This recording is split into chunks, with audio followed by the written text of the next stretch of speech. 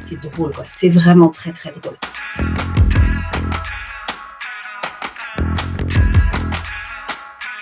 Je pense que c'est pour plein de raisons. Beaucoup de personnes la définissent comme super agaçante et je pense que c'est vrai, c'est censé être une partie de ce qu'on ressent quand on lit Emma. Elle est aussi quand même férocement intelligente et ce que j'aime beaucoup avec ce personnage, c'est qu'en fait, elle est très touchante parce que c'est un personnage qui vit seule, qui est dans une solitude extrême, on dirait pas du tout, elle est entourée de personnes, mais il faut s'imaginer ce que c'est d'être une jeune fille puissamment intelligente dans un tout petit endroit, entourée de gens qui franchement le sont pas du tout tous, et elle ne rencontre que très peu d'interlocuteurs qui puissent lui opposer une vraie résistance, quoi.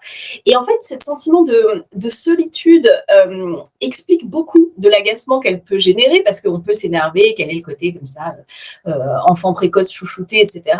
Mais ce serait faire abstraction de ce milieu quand même qui est d'une étroitesse absolue. Et ce contraste-là, je le trouve très fascinant. On le retrouve pas spécialement, par exemple, dans Orgueil et Préjugés, que j'aime beaucoup aussi, mais où quand même Elizabeth Bennet, elle a un dialogue avec sa sœur notamment. Elle est entourée d'autres personnes. Et Emma, non, c'est quelqu'un qui est... c'est un personnage d'une grande profondeur de ce point de vue-là. L'autre aspect d'Emma, qui est quand même génial, c'est drôle, quoi. C'est vraiment très, très drôle.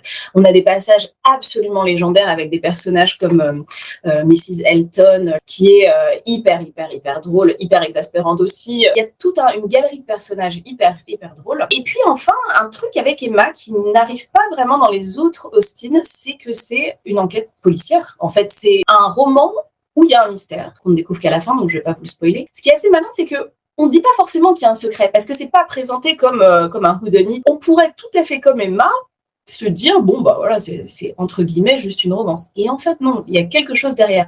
Et quand on comprend quel était le secret et qu'on relit tout à la lumière de ce secret-là, on repère tous les indices, tous les signes, tout ce qui a été semé, et on se dit, mais on a été complètement aveuglés comme Emma elle-même. Et ça, c'est vraiment très malin. Structurellement, pour moi, c'est de loin le plus intelligent des Austen et de loin le plus malin.